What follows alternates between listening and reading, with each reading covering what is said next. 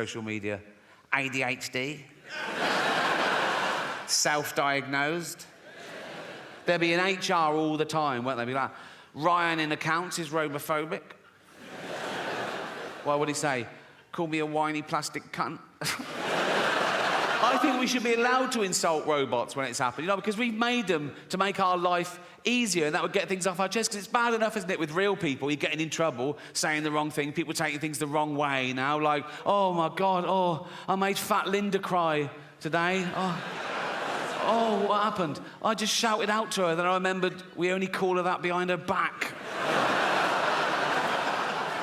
I'm sure people didn't used to get offended all the time when I was little. I might be remembering it wrong, but not grown-ups, not your parents, not your grandparents. They grew up dodging bombs and their firstborn having polio and the menfolk dying at 50 of lung disease. They could take a fucking joke, right? It was all about the wind-up. I used to wind up my mum all the time. This is a true story.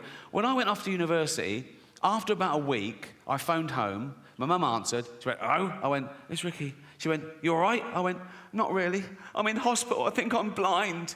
She went, "What?" I went, "No, I'm only joking."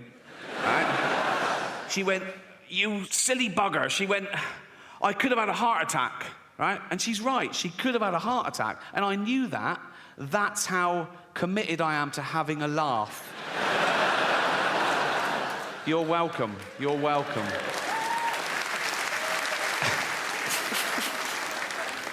Space travel, the last-ditch attempt. When we fuck this planet completely, can we leave its dying husk and move to a new one and start again? I don't think so. Not in my lifetime. Probably not in yours. You know, it's like the closest one, the only one viable, is Mars, and that's 9 months away on a rocket. Right? It's got no atmosphere, an average temperature of -70 degrees. How's this for irony? Scientists are working out whether they can detonate nuclear warheads in the crust to release the frozen water to cause an atmosphere and get a little bit of global warming going. I mean, I don't know. It's only billionaires have got enough money to waste on exploration. There's nothing out there, you know. It's like, now you can do space tourism. Have you heard of that? You can pay $150,000. They shoot you into space for an hour, and you float around going, "I'm in space." I mean, we're already in space. Earth is right in the fucking middle of space, right? It's the best bit of space there is. It's got car parks and cinemas. It's like there's nothing else to see. It's like living in London and going, "I wonder what Coventry's like." You don't...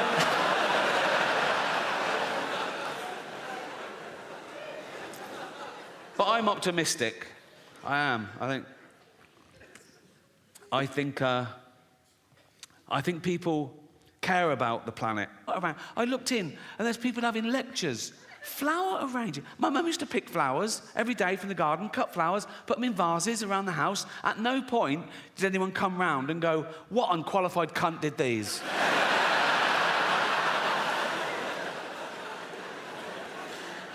Yeah, the Earth is in a terrible mess, and it's my fault, my generation's fault, and the generation before, the boomers, with their deforestation and their fossil fuels, ruining the ozone layer, raising the temperature by a few degrees, so parasites, you know, bacteria, and these zootropic pandemics are just going to get worse and worse. Like, if you're 20 years old now, you're going to have a very different middle age to me.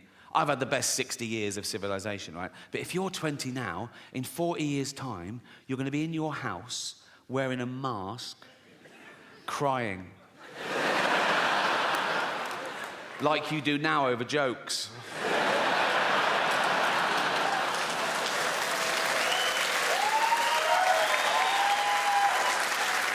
And I'm not going to be around to see that, but I am going to spend my entire fortune from now on private jets to make sure it definitely fucking happens.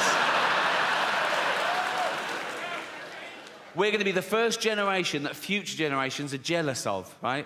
Because we had it all, and we're using it all up. We're using up all the fresh water. We're using up all the fossil fuel, right? Usually you look back in history and you feel sorry for it. You go, "Oh, how did they live like that? Oh, how did they get around? No indoor toilets." I've got 9 toilets in my house. And sometimes I just run around flushing them for a laugh, like that. Just so that in 40 years' time, Greta Thunberg has to shit out of a window.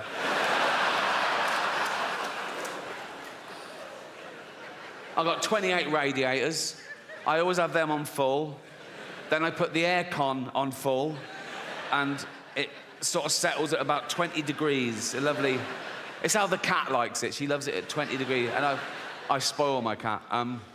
I love cats. I love having a cat. Think about cats are great, but if you let them out, they bring home the most disgusting things. Last week, mine brought home a scouser with herpes. And it wasn't quite dead, so I had to get it by its legs and crack its head against the table. Ooh. And who cares? If humanity was wiped out today, the Earth would return to a paradise in a few hundred years. If we lose bees, we're a desert forever. We're not that important. We're just one species of narcissistic ape. And some people on social media get annoyed when I say we're apes, you know, religious types, Americans. One bloke said to me, "Speak for yourself, dude, I ain't no ape." And I sent back, "Well, you are, because we're all apes." He went, "Nah, what's a gorilla ever done? We've walked on the moon." I sent back, "What do you mean we? You've done fuck all. You've spelt moon wrong." It's weird, isn't it, when people take credit for the sort of rest of the species, because that's what's pushed civilization forward, you know, a few geniuses along the way. Like, there's 8 billion people on this planet. Most of us do nothing. We eat shit and die. Like, if there was a meteor heading towards Earth to definitely destroy it, 4 billion people would get down on their knees and pray to their particular god, and a few hundred scientists would work out how to get Bruce Willis up there to stop it. It's an odd concept, praying, for me.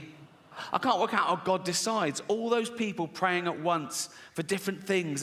Is it like best idea wins? Or is it a democracy? Like he puts things at each issue, he goes, right, votes for and against, you know? If it's a democracy, we're in trouble. We're a tiny nation. Like, next time there's a flood warning in the West Country, if we're all going, "Oh, I hope everyone's okay," if the whole of China is going, "Yeah, fuck Bristol," there's a billion of them. More about China later.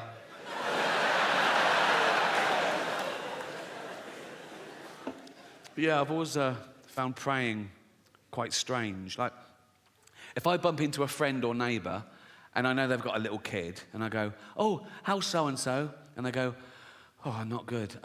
He's in intensive care. We don't know if he's going to pull through, but I pray every night." What I do, as an experiment,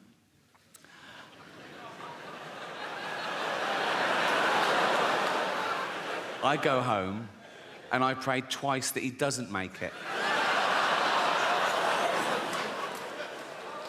I don't do that. On a serious note, I've been doing a lot of video messages recently for terminally ill children, and only if they request it, obviously. I don't burst into hospitals and go, "Wake up, Baldy." Look, me twerking on TikTok. Look.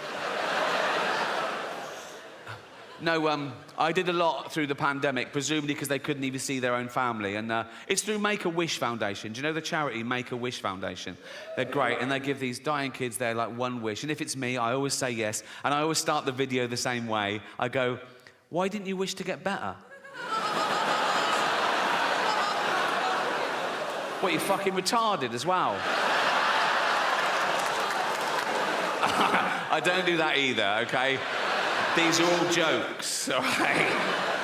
I don't even use that word in real life, the R word. You just used it, Rick. Yeah, in a joke. That's not real life, is it? I'm playing a role. You sounded pretty convincing. Yeah, because I'm good.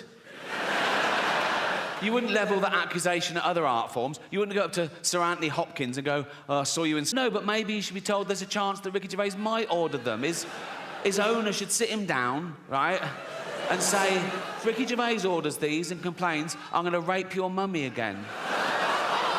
What, is that too much? Sorry. No. Leave it with me. Leave it with me. You'll realise this is great satire when I'm dead.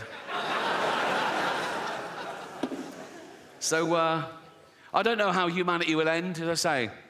There's a long list, everything from, I can't believe nuclear wars back on the table, after all we've learned.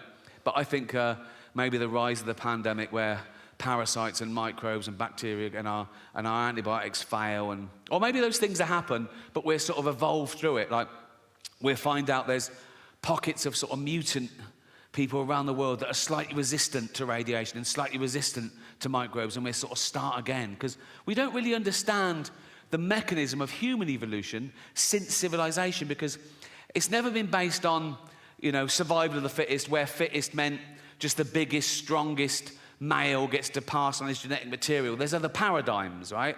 Nature is brutal. Sometimes it is the biggest, strongest male that gets the female, and even then, she has a litter. If there's a runt, she goes, fuck it, kill that, eat it, share it out amongst the rest of us. Now, we don't do that in human society. We go the other way.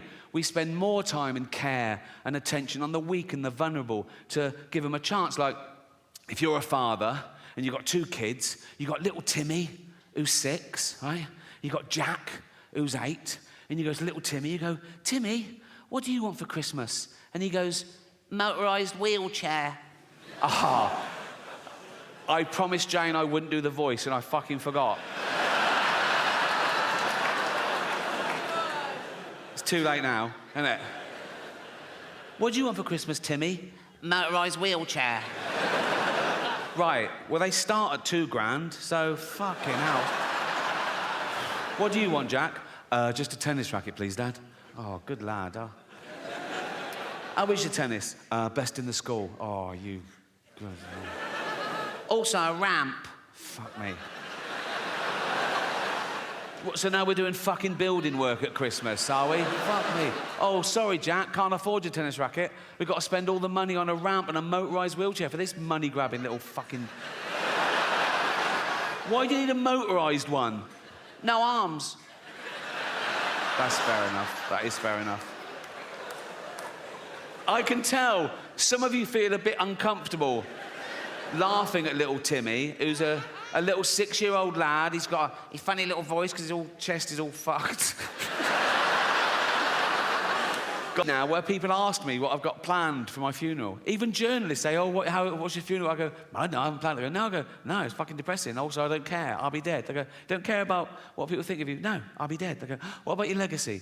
Fuck my legacy. You can't plan your legacy. I think of all these people who died thinking they'd be loved forever, eminent people going, there is a statue of me in the town square. And now they're pulling down the statues, aren't they? Going, pull down this fucking statue. Why? He was a slave trader. Pull down the fucking statue. He built the hospital. Should we pull that down? No, leave the hospital. Leave the hospital. Just pull down the fucking statue.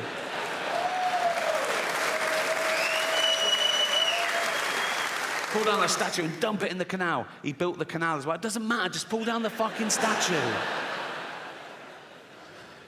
I don't think you should whitewash history. If you find out something new, add to it. Like if there's a statue and it's got Lord Whimsy, trader, philanthropist, add bit racist. Or one of those blue plaques on a house, go, Sir Robert Spuke lived here. Author, poet, pedo.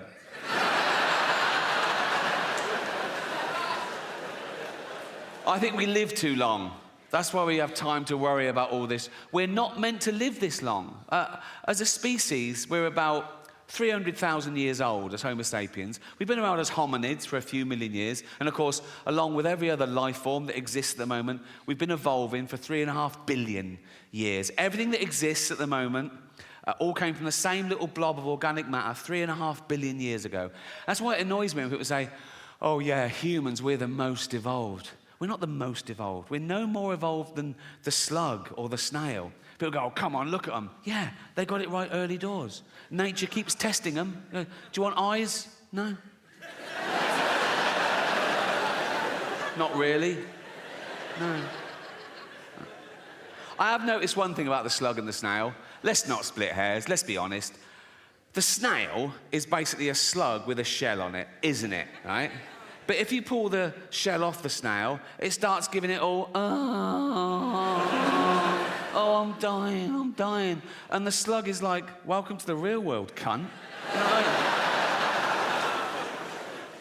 mean? So yeah, we've been around for about 300,000 years. And for most of that time, we had the same life expectancy as every other wild ape, 35, 40, if you're lucky. You're born, you grow, you mate, you're playing with your kids, you get a cut, you go, oh, what's that, dead? Right? But now with antibiotics and medicine, we've pushed that forward. A child born today